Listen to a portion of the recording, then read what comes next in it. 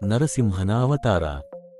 ಈ ಭೂಮಿಯ ಮೇಲಿನ ದುಷ್ಟ ಆಳ್ವಿಕೆಯನ್ನು ನಿಲ್ಲಿಸಲು ಮತ್ತು ಎಲ್ಲೆಡೆ ಶಾಂತಿ ಮತ್ತು ಸಮೃದ್ಧಿಯನ್ನು ತರಲು ವಿಷ್ಣು 10 ಅವತಾರಗಳನ್ನು ತೆಗೆದುಕೊಂಡನೆಂದು ತಿಳಿದುಬಂದಿದೆ.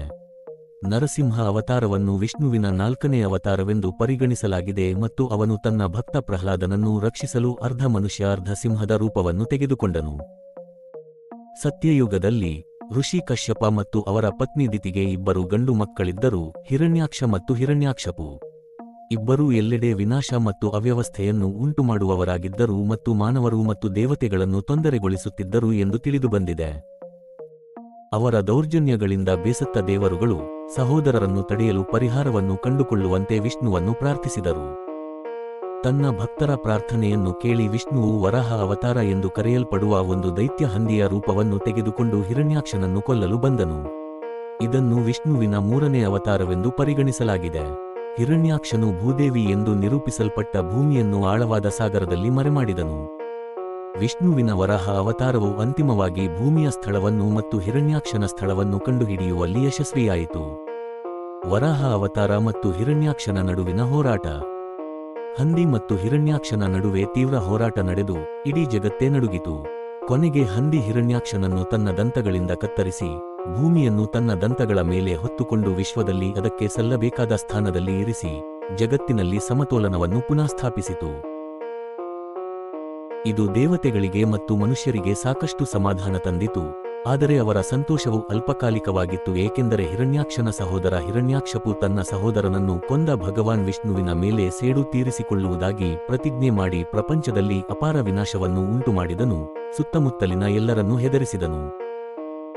ಅವನು ತನ್ನ ಅಸುರ ಸೈನ್ಯವನ್ನು ಮುನ್ನಡೆಸಿ ಜಗತ್ತಿನಲ್ಲಿರುವ ಎಲ್ಲವನ್ನೂ ನಾಶಮಾಡಲು ಹೋದನು, ಆದರೆ ದೇವತೆಗಳ ಬಲವನ್ನು ಎದುರಿಸಿದನು.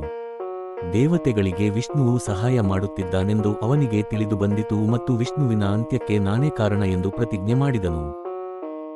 ಅವನು ಕಾಡಿನ ಆಳಕ್ಕೆ ಹೋಗಿ ಬ್ರಹ್ಮನಲ್ಲಿ ಅಮರತ್ವದ ವರಕ್ಕಾಗಿ ಪ್ರಾರ್ಥಿಸಲು ನಿರ್ಧರಿಸಿದನು.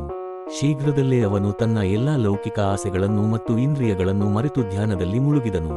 ಇಂದ್ರನು ಹಿರಣ್ಯಕ್ಷಿಪುವಿನ ಸೈನ್ಯವನ್ನು ನಾಶಪಡಿಸುತ್ತಾನೆ. ಏತನ್ಮಧ್ಯೆ ಅಸುರರನ್ನು ಹಿರಣ್ಯಾಕ್ಷಪು ಮುನ್ನಡೆಸುತ್ತಿಲ್ಲ ಎಂದು ಭಗವಾನ್ ಇಂದ್ರನಿಗೆ ಅರಿವಾಯಿತು. ಅಸುರರಿಗೆ ನಾಯಕನಿಲ್ಲದ ಕಾರಣ ಅವರ ಮೇಲೆ ದಾಳಿ ಮಾಡಲು ಇದೇ ಸೂಕ್ತ ಅವಕಾಶ ಎಂದು ಅವನು ಭಾವಿಸಿದನು ಮತ್ತು ದೇವತೆಗಳು ಮತ್ತು ಅಸುರರ ನಡುವಿನ ಯುದ್ಧವನ್ನು ಗೆಲ್ಲುವುದು ಸುಲಭವಾಗುತ್ತದೆ. ಆದ್ದರಿಂದ ಅವನು ಅಸುರರ ಮೇಲೆ ಪೂರ್ಣ ಬಲದಿಂದ ದಾಳಿ ಮಾಡಿದನು ಮತ್ತು ನಿರೀಕ್ಷೆಯಂತೆ ಅವರಲ್ಲಿ ಹೆಚ್ಚಿನವರನ್ನು ಕೊಂದು ಯುದ್ಧವನ್ನು ಗೆಲ್ಲಲು ಸಾಧ್ಯವಾಯಿತು. ಈ ಪ್ರಕ್ರಿಯೆಯಲ್ಲಿ ಅವನು ಹಿರಣ್ಯಶಿಪುವಿನ ರಾಜಧಾನಿಯನ್ನು ಸಂಪೂರ್ಣವಾಗಿ ನಾಶಪಡಿಸಿದನು ಮತ್ತು ತನ್ನ ಅರಮನೆಗೆ ಹೋಗಲು ನಿರ್ಧರಿಸಿದನು. ಅಲ್ಲಿ ಅವನು ಹಿರಣ್ಯಶಿಪುವಿನ ಪತ್ನಿ ಕಾಯಧುವನ್ನು ಕಂಡುಕೊಂಡನು. ಹಿರಣ್ಯಶಿಪು ಎಂದಾದರೂ ಸೇಡು ತೀರಿಸಿಕೊಳ್ಳಲು ನಿರ್ಧರಿಸಿದರೆ ಅವಳನ್ನು ಸೆರೆಯಾಳಾಗಿ ತೆಗೆದುಕೊಂಡು ಒತ್ತೆಯಾಳಾಗಿ ಬಳಸಲು ಅವನು ಯೋಚಿಸಿದನು. ಆ ಕ್ಷಣದಲ್ಲಿಯೇ ನಾರದ ಮುನಿಗಳು ಬಂದು ಇಂದ್ರನನ್ನು ತಡೆದರು. ಇಂದ್ರನು ಕೋಪದಿಂದ ಆ ಮಹಿಳೆಯನ್ನು ಏಕೆ ಸೆರೆ ಹಿಡಿದಿದ್ದೀಯಾ ಎಂದು ಕೇಳಿದನು. ಹಿರಣ್ಯಾಕ್ಷಶಿಪು ಮತ್ತೆ ತನ್ನ ಮೇಲೆ ದಾಳಿ ಮಾಡಲು ನಿರ್ಧರಿಸಿದರೆ ಅವಳನ್ನು ಒತ್ತೆಯಾಳಾಗಿ ಬಳಸುವುದಾಗಿ ಇಂದ್ರ ಹೇಳಿದನು. ಇದನ್ನು ಕೇಳಿದ ನಾರದ ಮುನಿಗಳು ದೇವತೆಗಳು ಮತ್ತು ಅಸುರರ ನಡುವಿನ ಯುದ್ಧದಲ್ಲಿ ಅವಳಿಗೆ ಯಾವುದೇ ಪಾತ್ರವಿಲ್ಲದ ಕಾರಣ ಆ ಸಂದರ್ಭದಲ್ಲಿಯೇ ಆ ಮಹಿಳೆಯನ್ನು ಬಿಡುಗಡೆ ಮಾಡುವಂತೆ ಕೇಳಿಕೊಂಡರು. ಅವಳು ಕೇವಲ ಒಬ್ಬ ಮುಗ್ಧ ಮತ್ತು ಅಸಹಾಯಕ ಮಹಿಳೆ. ಇಂದ್ರನಿಗೆ ಅವಳನ್ನು ಬಿಡುವುದನ್ನು ಬಿಟ್ಟು ಬೇರೆ ದಾರಿ ಇರಲಿಲ್ಲ. ಅವನು ಅವಳನ್ನು ಬಿಡುಗಡೆ ಮಾಡಿದ ನಂತರ ನಾರದನು ಅವಳನ್ನು ನೀನು ಸರಿಯೇ ಎಂದು ಕೇಳಿದನು ಮತ್ತು ಅವಳು ಸ್ವಲ್ಪ ನಡುಗಿದಳು ಮತ್ತು ಆಘಾತಕ್ಕೊಳಗಾಗಿದ್ದಾಳೆಂದು ಹೇಳಿದಳು, ಆದರೆ ಇಲ್ಲದಿದ್ದರೆ ಅವಳು ಚೆನ್ನಾಗಿದ್ದಳು.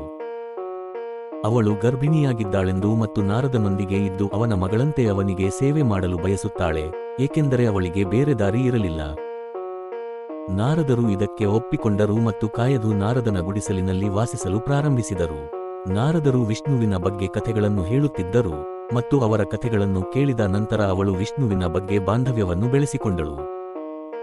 ಅವಳ ಗರ್ಭದಲ್ಲಿರುವ ಮಗು ಕೂಡ ಕಥೆಗಳನ್ನು ಕೇಳುತ್ತಿತ್ತು ಮತ್ತು ಅವನು ಮುಂದೆ ವಿಷ್ಣುವಿನ ದೊಡ್ಡ ಭಕ್ತರಲ್ಲಿ ಒಬ್ಬನಾದನು.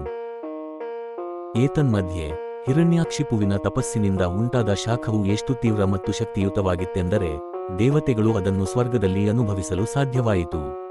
ಕೊನೆಗೆ ಅವರು ಶಾಖವನ್ನು ಸಹಿಸಲಾರದೆ ಬ್ರಹ್ಮದೇವರ ಬಳಿಗೆ ಹೋಗಿ ಹಿರಣ್ಯಾಕ್ಷಿಪುವಿನ ಪ್ರಾರ್ಥನೆಯನ್ನು ಕೇಳಲು ಕೇಳಿಕೊಂಡರು. ಬ್ರಹ್ಮನು ಹಿರಣ್ಯಾಕ್ಷಿಪುವಿಗೆ ವರವನ್ನು ನೀಡಿದನು.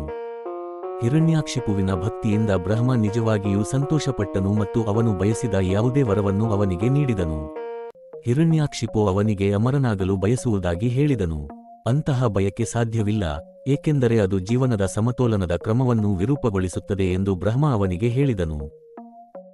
ಆದ್ದರಿಂದ ಬಹಳಷ್ಟು ಯೋಚಿಸಿದ ನಂತರ ಹಿರಣ್ಯಾಕ್ಷಿಪು ಕೊನೆಗೂ ಒಂದು ಯೋಜನೆಯನ್ನು ರೂಪಿಸಿದನು. ಬ್ರಹ್ಮನಿಂದ ಸೃಷ್ಟಿಸಲ್ಪಟ್ಟ ಯಾವುದೇ ಮನುಷ್ಯ, ದೇವರು ಅಥವಾ ಪ್ರಾಣಿಯು ತನ್ನನ್ನು ಕೊಲ್ಲಲು ಸಾಧ್ಯವಾಗದಂತಹ ವರವನ್ನು ನೀಡಬೇಕೆಂದು ಅವನು ಬ್ರಹ್ಮನನ್ನು ಕೇಳಿದನು. ಅಲ್ಲದೆ ಹಗಲು ರಾತ್ರಿ ಯಾರೂ ಅವನನ್ನು ಕೊಲ್ಲಲು ಸಾಧ್ಯವಿಲ್ಲ, ಮತ್ತು ಸ್ವರ್ಗದಲ್ಲಿ ಅಥವಾ ಭೂಮಿಯಲ್ಲಿ ಯಾರೂ ಅವನನ್ನು ಕೊಲ್ಲಲು ಸಾಧ್ಯವಿಲ್ಲ.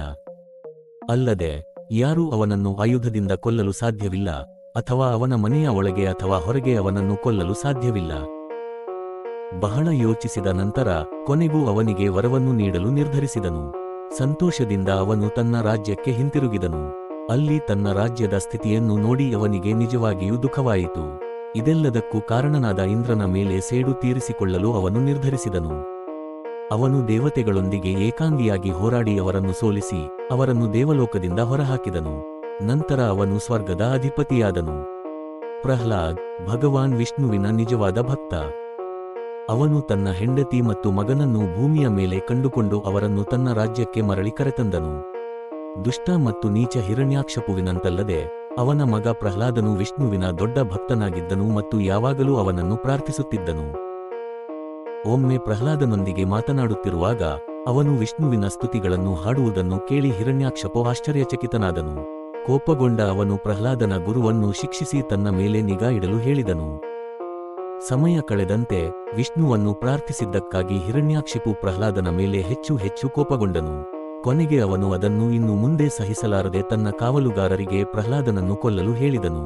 ಕಾವಲುಗಾರರು ಇಷ್ಟವಿಲ್ಲದೆ ಅವನನ್ನು ಕೊಲ್ಲಲು ಒಪ್ಪಿಕೊಂಡರು, ಆದರೆ ಪ್ರಹ್ಲಾದನ ಮೇಲೆ ಪ್ರತಿ ಹೊಡೆತದಿಂದ ಅವರ ಕತ್ತಿಗಳು ತುಂಡು ತುಂಡಾಗಿ ಚೂರುಚೂರಾದವು ಮತ್ತು ಪ್ರಹ್ಲಾದನಿಗೆ ಯಾವುದೇ ಹಾನಿಯಾಗಲಿಲ್ಲ.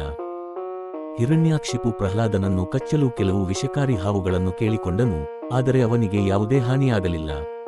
ನಂತರ ಅವನು ಕೋಪಗೊಂಡ ಆನೆಗಳನ್ನು ಅವನ ಮೇಲೆ ಬಿಟ್ಟನು, ಆದರೆ ಆನೆಗಳು ಅವನ ಮೇಲೆ ದಾಳಿ ಮಾಡಲಿಲ್ಲ.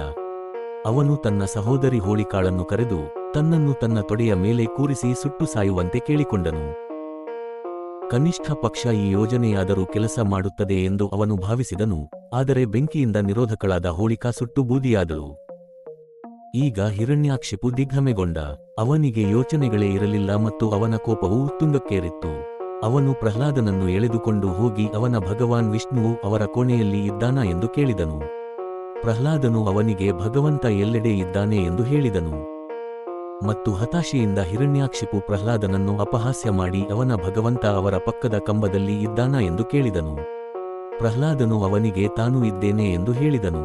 ಕೋಪದಿಂದ ಹಿರಣ್ಯಾಕ್ಷಿಪು ಕಂಬವನ್ನು ಒದ್ದನು ಮತ್ತು ಅರ್ಧ ಮನುಷ್ಯ ಮತ್ತು ಅರ್ಧ ಸಿಂಹದ ಕ್ರೂರ ಜೀವಿ ಹೊರಬಂದಿತು. ವಿಷ್ಣು ನರಸಿಂಹ ಅವತಾರವಾಗಿ ಅವತರಿಸಿದನು. ಆ ಜೀವಿಯು ತಾನು ವಿಷ್ಣುವಿನ 10 ಅವತಾರಗಳಲ್ಲಿ ಒಬ್ಬನೆಂದು, ಹಿರಣ್ಯಕಶಿಪುವನ್ನು ಕೊಲ್ಲಲು ಭೂಮಿಗೆ ಬಂದಿರುವ ನರಸಿಂಹನೆಂದು ಜೋರಾದ ಧ್ವನಿಯಲ್ಲಿ ಕಿರುಚಿತು. ಅವನು ಹಿರಣ್ಯಕಶಿಪುವನ್ನು ಒಂದು ಉಪಾಯದಂತಹ ಹಿಡಿತದಲ್ಲಿ ಹಿಡಿದು ಮನೆಯ ಹೊರಗೂ ಅಲ್ಲ ಒಳಗೂ ಅಲ್ಲದ ಬಾಗಿಲಿನ ಹೊಸ್ತಿಲಿಗೆ ಎಳೆದುಕೊಂಡು ಹೋದನು. ಆಕಾಶವೂ ಅಲ್ಲ ಭೂಮಿಯೂ ಅಲ್ಲದ ತನ್ನ ತೊಡೆಯ ಮೇಲೆ ಅವನನ್ನು ಇಟ್ಟು ಯಾವುದೇ ಆಯುಧಗಳನ್ನು ಬಳಸದೆ ಮುಸ್ಸಂಜೆಯಲ್ಲಿ ತನ್ನ ಉಗುರುಗಳಿಂದ ಅವನನ್ನು ಕೊಂದನು. ಕೊಂದ ನಂತರ ಅರ್ಧ ಸಿಂಹ ಅರ್ಧ ಮನುಷ್ಯ ಜೋರಾಗಿ ಘರ್ಜಿಸಿದನು. ಅದು ಎಲ್ಲ ಅಸುರರನ್ನು ಭಯಭೀತರನ್ನಾಗಿ ಮಾಡಿತು. ಯಾರೂ ಮೃಗವನ್ನು ಸಮೀಪಿಸಲು ಧೈರ್ಯ ಮಾಡಲಿಲ್ಲ. ಆದರೆ ಪ್ರಹ್ಲಾದನು ಅವನ ಬಳಿಗೆ ಹೋಗಿ ತನ್ನ ಜೀವವನ್ನು ಉಳಿಸಿದ್ದಕ್ಕಾಗಿ ಅವನಿಗೆ ಧನ್ಯವಾದ ಹೇಳಿದನು. ಅವನ ತಂದೆಯ ಬಗ್ಗೆ ಕೇಳಿದಾಗ ನರಸಿಂಹನು ಹಿರಣ್ಯಾಕ್ಷಿಪು ವಾಸ್ತವವಾಗಿ ವಿಷ್ಣುವಿನ ದ್ವಾರಪಾಲಕ ವಿಜಯನಾಗಿದ್ದು ಅವನು ಶಾಪಗ್ರಸ್ತನಾಗಿದ್ದು ಸ್ವರ್ಗಕ್ಕೆ ಹಿಂತಿರುಗಲು ಇನ್ನೂ 3 ಜನ್ಮಗಳನ್ನು ತೆಗೆದುಕೊಳ್ಳಬೇಕಾಗಿದೆ ಎಂದು ಹೇಳಿದನು. ಪ್ರಹ್ಲಾದನನ್ನು ಅವನ ತಂದೆಯ ರಾಜ್ಯದ ರಾಜನನ್ನಾಗಿ ಮಾಡಲಾಯಿತು ಮತ್ತು ಅವನು ಅತ್ಯಂತ ಪ್ರಾಮಾಣಿಕತೆ ಮತ್ತು ಸದ್ಭಾವನೆಯಿಂದ ಆಳಿದನು. ಇದು ಅಸುರರ ಮಾರ್ಗಗಳನ್ನು ಸಹ ಬದಲಾಯಿಸಿತು. ಹೀಗೆ ವಿಷ್ಣು ತನ್ನ ಭಕ್ತರಾದ ಪ್ರಹ್ಲಾದನನ್ನು ಹಿರಣ್ಯಕಶಿಪುವಿನ ಕೋಪದಿಂದ ರಕ್ಷಿಸಲು ಅರ್ಧ ಸಿಂಹ ಮತ್ತು ಅರ್ಧ ಮನುಷ್ಯನಾಗಿ ಅವತಾರ ಎತ್ತಿದನು ಮತ್ತು ತನ್ನ ದ್ವಾರಪಾಲಕ ವಿಜಯನಿಗೆ ಶಾಪದಿಂದ ಹೊರಬರಲು ಸ್ವಲ್ಪ ಪ್ರಗತಿ ಸಾಧಿಸಲು ಸಹಾಯ ಮಾಡಿದನು. ಶುಭಂ.